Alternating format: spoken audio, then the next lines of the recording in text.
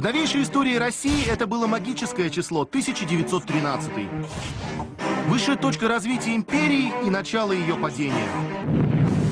Это признавали даже большевики. Еще много десятилетий после октября все достижения советской промышленности будут сравнивать с тем самым 13-м годом 300-летия Романовых. Редкий случай, на юбилей собралась вся монархическая семья. Царь, наследник, великие князья, племянники, дальние родственники. Снимались для парадной хроники. Они не знали. Для русской короны это будет последнее семейное торжество. На самом деле, в 913-м даже смерть цесаревича по масштабам дома Романовых – трагедия семейного масштаба. Ведь кроме него только по мужскому более 30.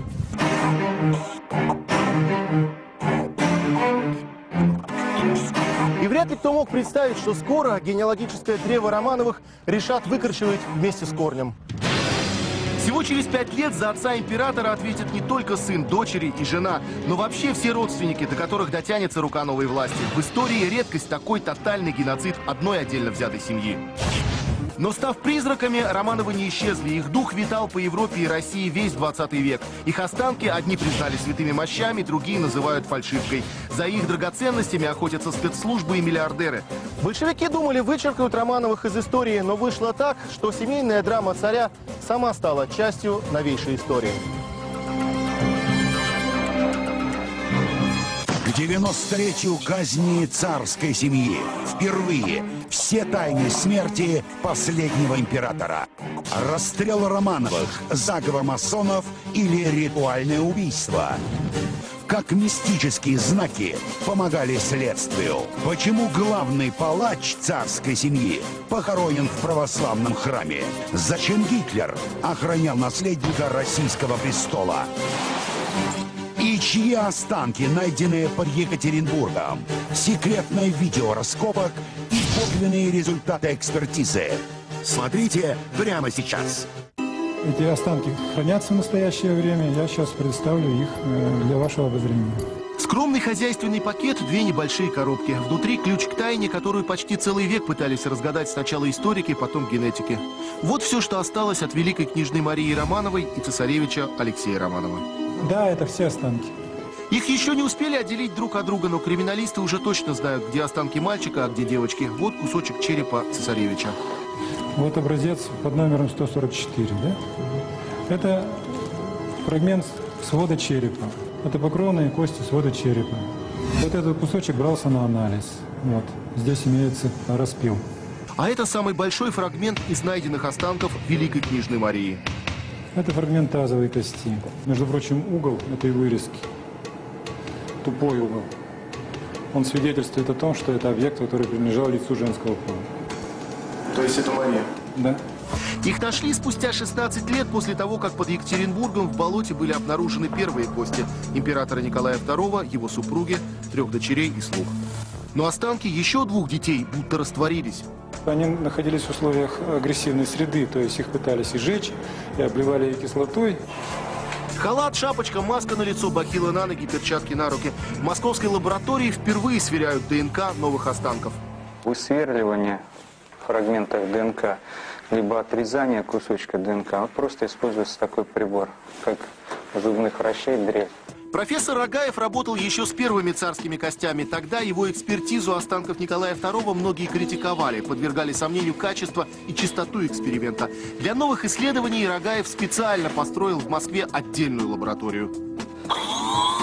Сегодняшний эксперимент устроили специально для нас. Здесь все по-настоящему.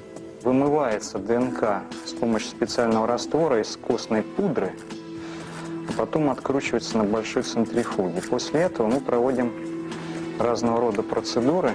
Объяснить простым языком то, как проходит исследование, практически невозможно. Вот еще один сложный аппарат со смешным названием «умножитель». Происходит размножение ДНК от нескольких десятков и сотен молекул до многих миллионов. Но главное правило понятно и без ученых степеней. Чтобы узнать, кому принадлежат кости, надо сравнить их ДНК с генетическим кодом кого-нибудь из родных царской семьи.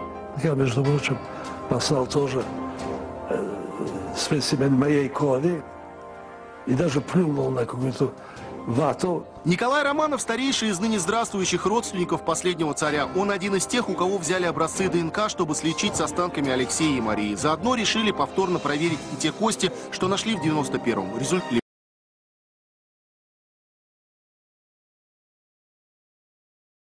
либо царская семья, либо... Я не понимаю, как можно себе представить, что в Екатеринбурге была семейная группа, точно такая же, как царская группа, и которая было так же важно их спрятать в течение 80 лет. Это, по-моему, доказательство, что это действительно останки. То, что профессору Рогаеву и князю Николаю Романовичу кажется точкой, для других знак вопроса. Слишком загадочной кажется история их казни и исчезновения, и слишком невероятной находка полвека спустя. Вы знаете, это сигнал к определенным раздумьям. Гелию Рябову в этом году исполнилось 76. Бывший следователь прокуратуры, в 60-х он переквалифицировался в драматурга. Это из-под его печатной машинки вышли сценарии сериалов «Рожденная революцией» и «Государственная граница». Трудиться будем бесплатно, в пользу революции. Кажется удивительным, но именно автору советских пропагандистских хитов было суждено раскрыть главную тайну советской власти.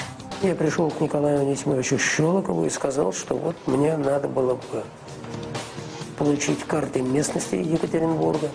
В то время считалось, останки царской семьи после расстрела были полностью уничтожены. Те, кто думали по-другому, ничего не могли доказать. Архивы были на замке. Гелию Рябову залезть в государственную тайну помогло давнее знакомство с министром внутренних дел Щелоковым.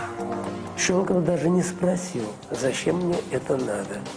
Насколько я понимаю сегодня, он все мгновенно понял. В архивах Рябов быстро нашел то, что искал, так называемую записку Юровского. Чистосердечное признание главного палача царской семьи. Немножко неровно. Народный артист Виктор Сухоруков когда-то играл царя Павла I, убитого заговорщиками. Сегодня в качестве эксперимента Виктор Иванович согласился сам стать на время цареубийцей. Приготовил 12 наганов. Распределил, кто кого будет расстреливать. Спустившись в комнату, я предложил им стать по стенке. Очевидно, они еще в тот момент не очень себе представляли, что их ожидает. Это был доклад Юровского перед старыми большевиками. Цареубийца гордился тем, что сделал. Привирал немного, но рассказал главное. Останки императора и его семьи не уничтожили до конца, а предали земле. Предполагалось, что если бы время позволило организовать, был бы организован суд над ними. Но, как выше было сказано, фронт с начала июля приближался все ближе и ближе.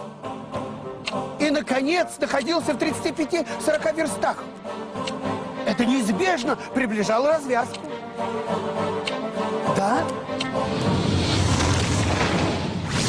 Это редкое видео. 91 год. Первые кадры раскопок захоронения. В записке Юровского было вполне точно указано, где искать. Это место, старую Коптяковскую дорогу, называли и другие члены расстрельной команды. Это недалеко, там, в деревне Коптяки. И их тогда сначала бросили. Бросили бомбу, чтобы сравнять это место. А потом пришли к выводу, что ведь это же неправильно. Их же там найдут, понимаете, и пожалуйте. Искать место захоронения помогла и вот эта уникальная фотография. Один из убийц не выдержал и вернулся на место преступления, чтобы запечатлеть себя для истории. Вон она! На раскопках первая находка – железная икона и записка. Написано, что мы взяли 1 мая 89 года, захоронили в 80-м году. Вот это ящичек с этим крестом и молитвой, а также черепами. Впрочем, там была и бумага, на которой мы написали, какими мотивами руководствовались и почему это сделали.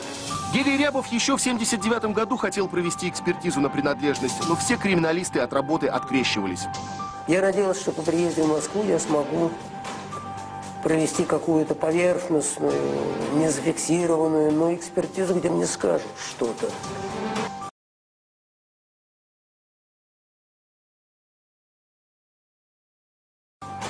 Я совершаю огромнейшую ошибку и могу подставить всех от Щелокова вниз.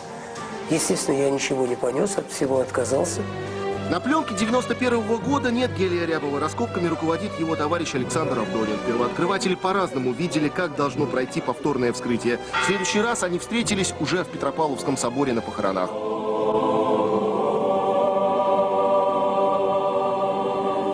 И пожалели, что вообще приехали в Петербург. Самым сильным впечатлением на этих похоронах для меня была заупокойная служба, панихида, которую служил отец Глеб. И он произнес: «Имена же их, Господи, Ты веси». Я был настолько потрясен, что стал белого света, стоявший рядом со мной присутствующий, ироничный человек, сказал: «Гиль Трофимович, знал мое имя и отчество, вы только не грохнетесь, а то ведь будет скандал невероятный». Словами «Господи, только Ты знаешь их имена» хоронят обычно бездомных, людей без имени и фамилии. Церковь не поверила в результаты экспертизы, ведь ее делали простые люди, а царская фамилия давно стала святым семейством.